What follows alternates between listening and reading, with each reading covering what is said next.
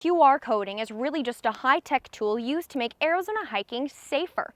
It does not replace old-school basics like water or sunscreen. It's houses like this with crawl spaces that allow skunks and other animals to just walk right in. Those rural highway signs are making their way into the valley, while charging stations for electric cars are making their way out onto rural highways.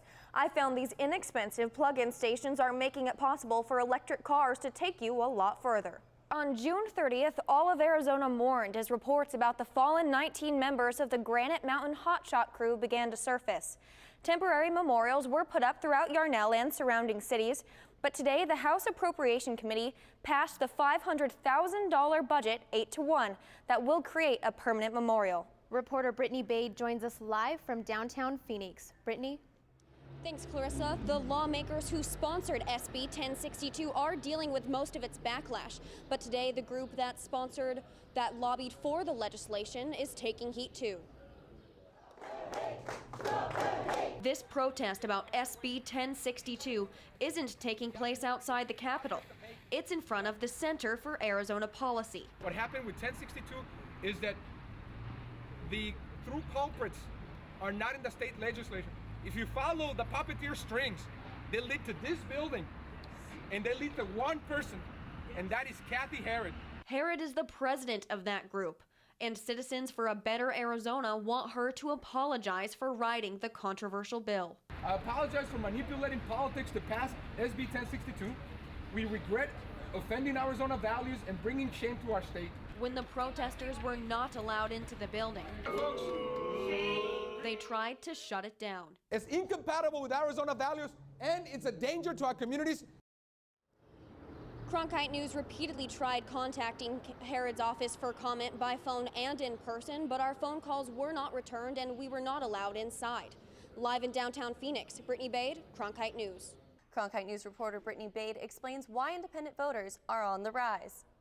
Voters in Arizona are frustrated. I don't see the two parties working together at all to come up with solutions for the average person. Scott Robertson is one of over 1 million Arizonans who are registered to vote.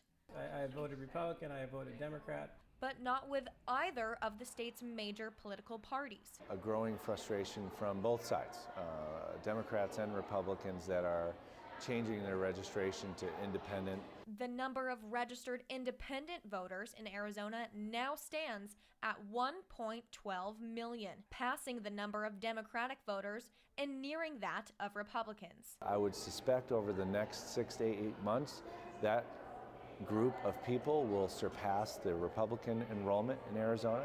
State Republicans and Democrats are vying to win the independent vote in this year's election. We're pretty confident that everything's in place for us to be victorious in 2014. And in the future, I think the state is going to be trending more blue. Arizona's political future may ultimately not be represented by red or by blue. The world is changing, America is changing, Arizona is changing. Why can we not evolve and look at a third party? And if independents do pass Republicans, this third party would mark a first in Arizona. In Phoenix, Brittany Bade, Cronkite News. The Donahues thought it was just the two of them living in their Flagstaff home. Christmas Eve, remember when we came home, our house smelled just awful? Yeah.